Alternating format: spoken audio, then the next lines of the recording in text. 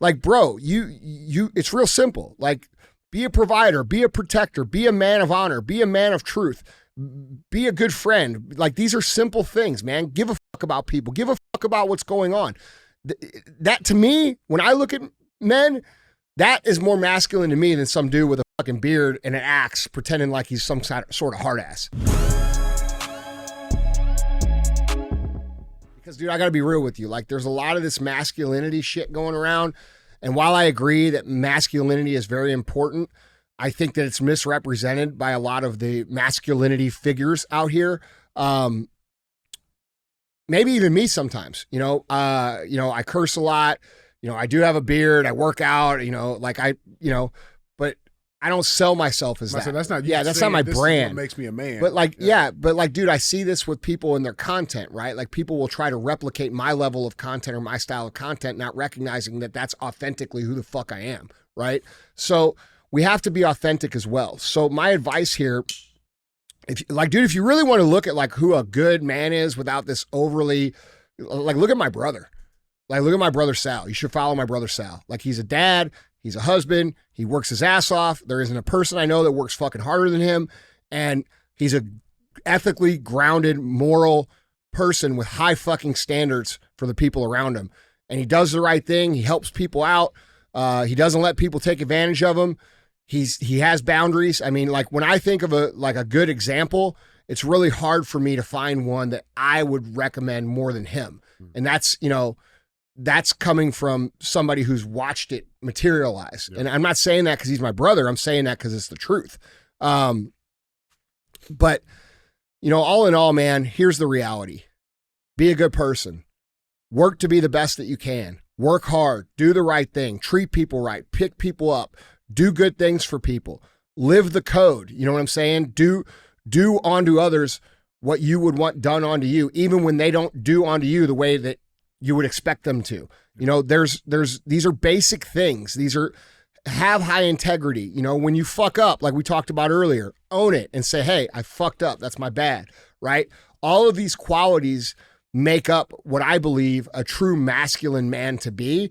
And I think it's misrepresented and kind of overcompensated right now because we've spent the last 20 years demasculating men. You know what I'm saying? Like, the other end of this. We've been trying to make men feminine. And the reality is they've put atrazine in the tap water, and they've worked to put chemicals into food that reduce natural testosterone production.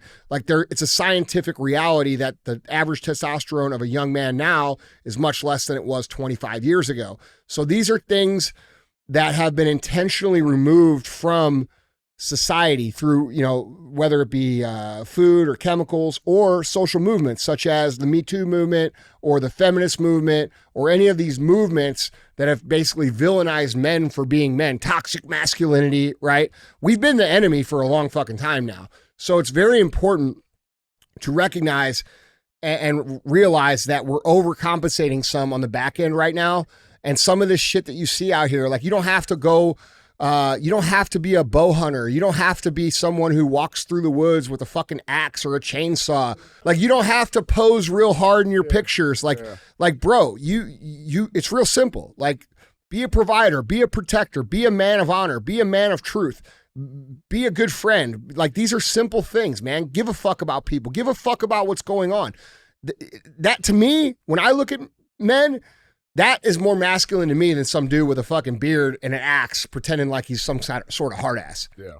Yeah. I mean, I think the point I would make is, like, just try to be a good person. Yeah. In general. I think, everybody has their own definition of what masculinity is. And like, a friend of the family that I grew up with, I would consider a very masculine person.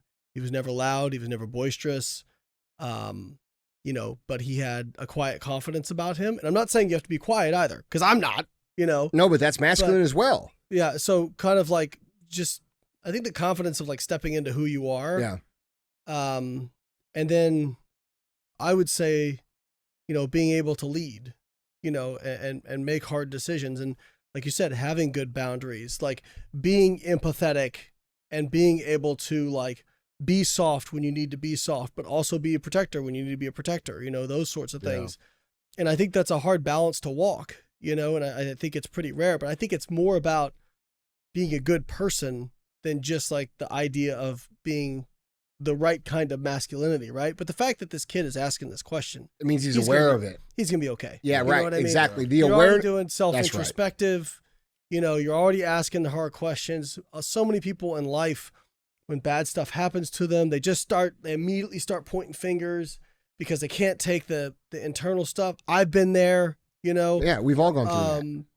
And so, you know, like it was like when I was getting ready to be a dad, I was like, you know, I'm worried about being a good dad. And somebody said, that's why you're going to be, you know? Yeah, dude, the awareness creates the action that's needed to become. Right. Yeah. And I mean, like, you know, I'll use a quote from my friend John Deloney and how important it is to have, I mean, having good fathers, because I'm going to butcher the quote, but John's quote was, generational trauma is like a wildfire that rolls downhill and burns everything in its path until one brave soul stands up and says, not on my watch. Yeah. Sorry, I'm getting choked up thinking about it because my dad,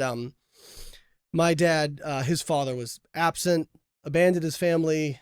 He had abusive stepfathers. All of his brothers, you know, had all kinds of issues. And my dad isn't perfect by any stretch, but he, you know, like he spanked me a couple times. We never like actually put his hands on me, as we would call it. And he was a great dad, you know, and it was literally down to him. He said, you know, I just decided that I was going to be everything that my father wasn't. Yeah. And I think the people that are actually able to make the difference, it boils down to victim mentality versus accountability. I can control how this happens. Like my story isn't written. You can change right now. In fact, one of my favorite quotes is when Robert Downey Jr. was on Oprah. All right, this is years ago. I got this out of a motivational video I saw. And he was talking about his drug addiction. And he said, you know, it's not that hard to get past all these seemingly ghastly problems in your life. And Oprah interrupted him and was like, wait, you're saying it's not that hard? He goes, no. What's hard is to decide. Because you have to become somebody different. Like when something gets so ingrained in who you are, even though you may know it's not good for you, it's not who you want to be, there's so much comfort in what you know. The human brain is wired to like basically hedge all your bets, right? It's not wired to reach necessarily. And so even if you know I could have a better life, things would be different, I would like who I am more, it is so hard to get past the idea of being something different, of doing something different. And one of the things I said on, I think on Huberman's podcast, I said, you cannot, and I'm talking about like weight loss, but this applies to anything. You cannot become a different person or the person you want to be while dragging all your old habits and behaviors behind you. And Ethan Suplee, you guys know Ethan? Yeah. He awesome has, dude. Yeah, he has a phrase whenever he puts up a picture from the gym. He said, I killed my clone today. And if you talk to people who were addicts or people who made drastic life changes, you know, there are skills, there are not tricks, but you know, there's certain things that are evidence-based to do. But at a certain point, it just boils down to you make a decision that this is not going to be like this anymore. And it doesn't mean that you never slip up again. It doesn't mean that you don't, you know, screw up here and there. But for the most part, you walk the path of being the person you want to be. And if I think about the only times I've really struggled with like truly feeling bad about who I was is when my actions were not in alignment with the person I wanted to be. And so like you get to make a choice every day about who is the person I want to be. And that boils down to, on a grand scale, it is the summation of little choices you make every day. And I'll tell everybody, like, listen, again, we talked about it. Like, nobody's perfect. But be really careful about the small things that you let slide. It is so easy. This is coming from somebody, and I don't mind talking about, who had an affair. Okay? First, it started out as like, oh, it's just nice to get some attention. You know, it wasn't like, oh, I didn't want that to happen, but I slowly like eroded what my hard boundary was. Yeah. And eventually you wind up in a place where you go, how the fuck did it happen? Well, I know how it happened. Mm-hmm. This was my line. I said, you know, that line's, it's okay. You know, no, it's not okay. That's right. So having I think, again, like getting back to masculinity and ethics, again, nobody's perfect, but having your mind like, and having kids now, this really changes it. Would I want my daughter to grow up married to a guy like me? Would I want my son to grow up to be someone like me? And now I need to retroactively think about, how am I going to handle these situations with that being my mindset? Yeah. And, you know, again, I'm not perfect and I still screw stuff up, but that has been a little bit of a game changer in terms of how I approach things. Yeah. I got two things on this. The first thing I would say is, again, great being aware. Like you mentioned, this was my life. This was my upbringing. You and I have talked about this 100 times. Plenty of times. Yeah. And I think for me, one thing that I kind of had to, that I adapted quickly with my perception of the world was that, you know, I wasn't able to lean on what I didn't know. I leaned on what I knew, right? And I used the opposite, meaning, you know, I didn't know what a good dad looked like.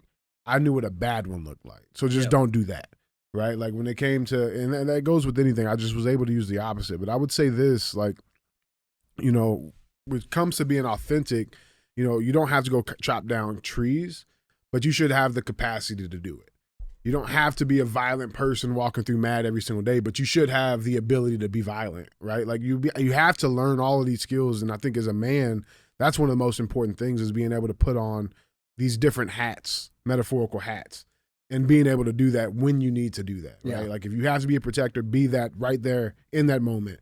If you have to be violent and handle business, be able to do it, right? And to me, that's my biggest thing. I think it's great. I mean, being that young, I think I was probably around that same age when I started like thinking about, okay, well, shit. Like, How old did he say he was? he's 18. 18. Okay. And I think I was about the same age when I was like, okay, well, who am I supposed to be? You know, you're supposed to be you. You know, Yeah. and it's going to take some time to get there. Yeah. You know? Like knowing who you are internally and then making sure the external manifests that. And just thinking about what you said, I remember, what is the old Chinese or Japanese proverb, which is better to be a warrior in a garden than a gardener in a war. Yeah. Right. That's real shit, man.